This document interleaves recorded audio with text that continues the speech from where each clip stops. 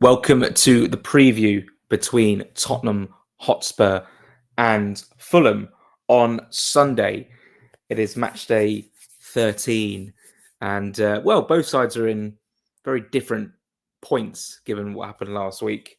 Spurs coming off a remarkable 4-0 win. They're probably their best result of the season, probably their best result in many seasons, really. 4-0 win over Manchester City, whereas Fulham losing by 4-1 against Wolves. So this one is, I've said it a couple of times already this week that I was feeling much more confident about this fixture a couple of weeks ago than I am now. However, there are a few key points to touch on when it comes to Spurs and the way they line up. Of course, today is Thursday. Spurs do play tonight as well against Roma, so you never know what sort of circumstances may come up after that game. They already have quite a few injuries, and they will not want to pick up any more ahead of this game. They'll want to build on that win that they got last Saturday. However, this is an important game for them in the Europa League. Yes, Europa League, not Conference League. Bentancur will be missing through suspension. Romero and Van de Ven might be ready to play. We'll hear from, I guess, Ange Postecoglou tomorrow in his pre-match press conference.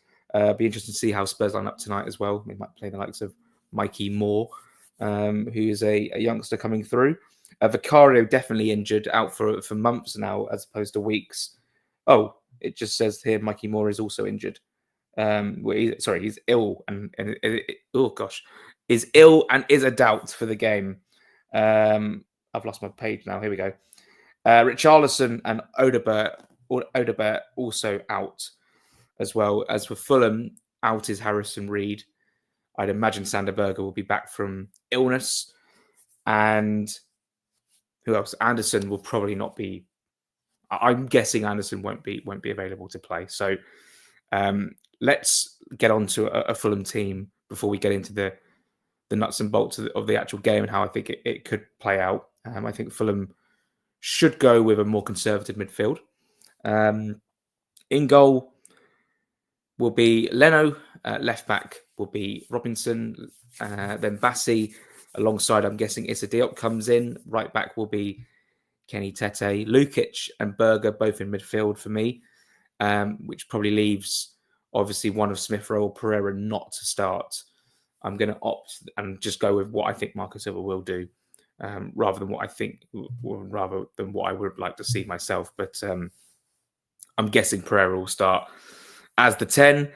On the left, Iwobi up top, Raul Jimenez. And on the right, I'm actually going to say Reece Nelson to be dropped and Adama Traore to come in. I just haven't been that impressed with Reece Nelson, especially the last game against Wolves. I have been impressed with him in a Fulham shirt this season, but the last game was really poor from him. And we saw against Brentford the difference that Adama Traore can make off the bench. And I do think that with the way Spurs play and the way we're going to try and counterattack, it's sort of maybe similar to what we saw against Manchester City, where we got so much joy.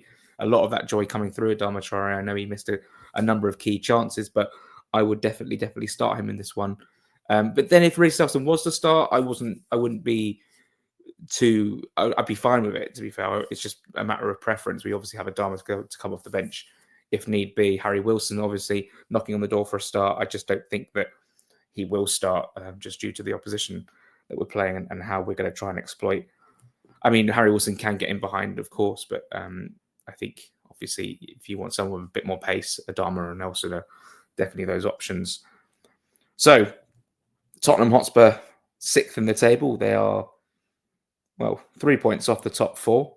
It's all very tight up there, apart from, obviously, Liverpool, who are now 8 points clear at the top, but they're only 4 points off Manchester City in second. It really is anyone's game between Man City, Chelsea, Arsenal, and Brighton.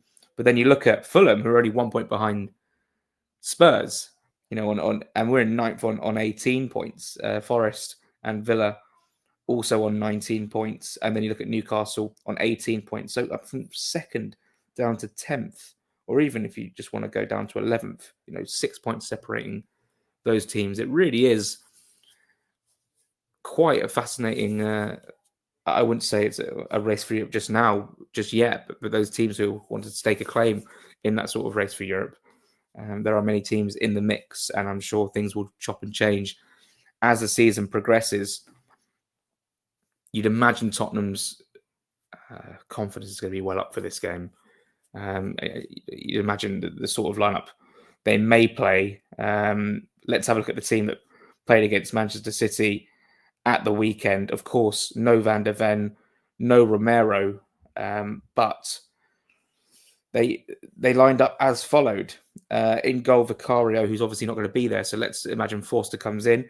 It will probably be Udogie with Porro as left and right backs. Centre backs, will it be Davis and Draguzin, or will it be Van der Ven and Draguzin? It just depends on the team news. It might be Davis and Van der Ven. Who knows? Maddison, Basuma, Sarr, I don't necessarily see that changing in the midfield.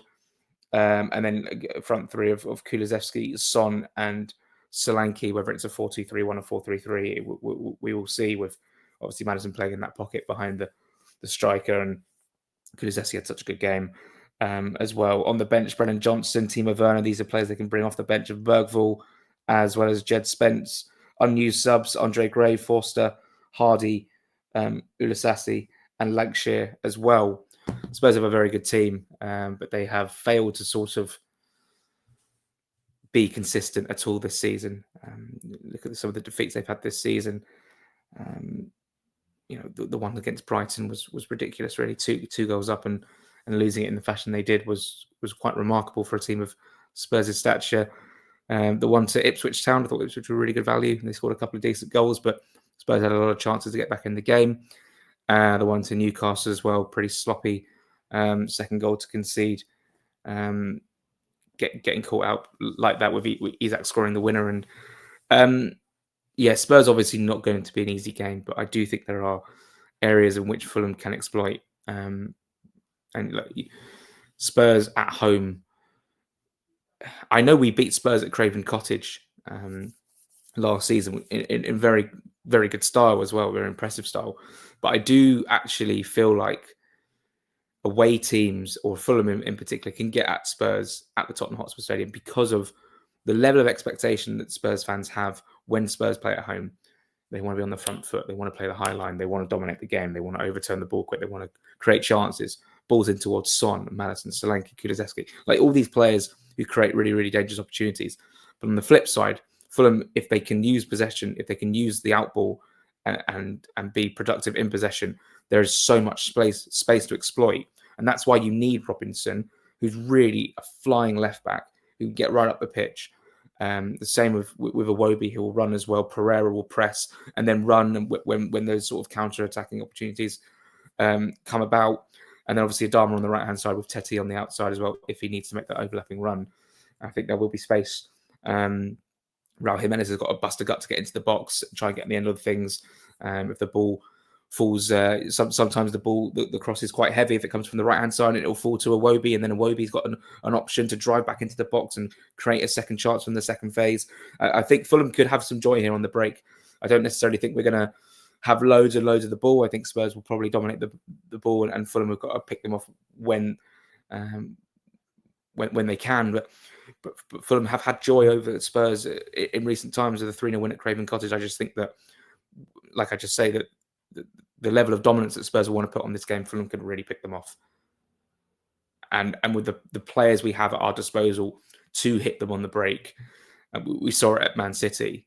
Man City, I didn't give us a prayer because it's Manchester City. And then we had so much joy in those counter-attacking spaces as well. And there will be space left in behind. And hopefully Van der Ven doesn't play, because he's the one with the real pace that can get back and recover those sort of situations. I'm looking forward to it. Fulham have got to be really clever in possession and try and pick the holes. And I think there are chances for Fulham here, definitely. How do I see the game going itself? I think it will be difficult. There's going to be a lot of defending. I seem to remember. Look, I try and compare it to last season's game at the Tottenham Hotspur Stadium, but you have to caveat it with the fact, and I've said that already on a Patreon video this week. This is a video for Patreon members and YouTube as well, that we were playing 2 left-sided centre-backs, and that's really unbalanced. And it forces us into making mistakes. And I think they pressed us really high at times. Tim Ream and Calvin Bassett and we struggled. And Son scored quite a good goal, but we had given the ball away. I even remember the game 2 seasons ago, the goal that came from Højbjerg, we gave the ball away, and it took the Spurs quite a while to actually create an opportunity to score, but that all came from our own mistake. We ended up losing that game by 2-1. We were actually fairly okay in that game, but again, individual mistakes let us down. And the same was to say, like, the same happened last season with James Maddison scoring. I think it might have been a Calvin Bassey tried to clear it, and he just completely got it wrong. And it wasn't like the most blatant error you'll ever see, but when you make those errors, when you give the ball to those sort of players with their quality, the Premier League can be a very punishing league. And that's exactly what happened. I think we've learned from our mistakes in that sort of scenario. You don't see it happen too often with Fulham these days, but it is worth noting now that obviously Yauki Manderson's not going to be playing, and Issa Diop comes in, which means that Fulham are going to build up very differently. And I think that, I'd rather have the assured presence of Yauki Manderson on the ball to trying to get us out of trouble, trying to get us out of a pressing situation where Spurs are right on us, hounding us down. Issa Diop on the ball obviously makes me feel very nervous, but obviously Issa Diop hasn't really put a foot wrong so far this season, but it does affect the way we're going to build up, and hopefully we can get the ball into the wider areas with Tete and Robinson and play passes inside and try and build attack from that area. Spurs are going to be difficult to play through, so I think those chances are going to come with balls over the top, willing runners in behind, Raul Jimenez staying on side and staying disciplined, and then hopefully we can catch Spurs out. Obviously, I picked up Fulham. Obviously, we're coming off a 4-1 defeat, but we've got some difficult games to come, and I do think that obviously this is going to be a very difficult spell for the club. But we're a talented team. We've shown that already this season. I don't think the loss last week should affect anyone's expectations as to what Fulham can achieve this season. I do think that we can beat bigger teams. We've shown that last season. Literally, the last time we played Spurs, we played them off the park and won 3-0, and it was one of the best performances I've seen from a Fulham team under Marco Silva. So there'll be recent memories of that from the Spurs fans. I don't think Spurs should be underestimating Fulham, especially with the attacking qualities that we can possess. Any Spurs fans watching, I'd love to hear your opinion. There's no point me sitting here and being like, I'm not feeling good about this. I'm really negative. I'm gonna praise us because I think we have qualities, and I think we can hurt Spurs. That being said, a front four of Kulusevski, Maddison, Son, and Solanke is incredibly dangerous at this level. I'm going to go with a 1-1 draw. I think we might take the lead, and I think the Spurs have been susceptible to conceding first in games so far this season. They did it, especially at home. They did it against Ipswich and West Ham and Aston Villa. Might be a couple others in there, but I can't quite remember off the top of my head. But I think we'll take the lead. I think Spurs will equalise. I think we'll hold out for a 1-1 draw, which I think would be a very good result considering what happened last week. Spurs obviously play tonight. We'll see what happens against Roma. That could change the whole dynamic in terms of confidence. If they were to lose tonight, they'd obviously have to react. Someone made a really good point. I was on the radio the other day, and the Spurs fan made a really good point that sometimes let me go back. Spurs are on the TV against Man City, whereas they weren't on the TV against Ipswich. And it feels like now they know they're on the box. They've got to really deliver a performance, whereas a sleepy 2 p.m. on a Sunday where it's not televised. I don't necessarily think that's quite far-fetched, but it is a point to be made that this game isn't televised. And if we're going by that logic, maybe they'll have their foot off the gas a little bit. But that is a very optimistic way of looking at things from a Fulham fan's point of view. Any Spurs fans who are watching, thank you very much for watching, and let me know your thoughts below. Yes, I've been quite optimistic about Fulham's chances in this game. We could, if we were to lose 3-0, it wouldn't really surprise me. But also, you got to back your team. You have to back your team. Otherwise, there's no point. There's no point being a football fan. Thanks so much for watching. And for Patreon members, thank you so much for being here. We'll be back tomorrow with the press conference and an under-21s game as Fulham host Leeds. We'll be there on the Friday night. So watch that and report on it. And looking forward to the game on Sunday. Going to be in the away end as opposed to the the press box this week, just due to circumstances out of my control. So looking forward to that. And yeah, can't wait to see all the Fulham fans in the concourse. Take care, guys, and we'll speak again on Friday.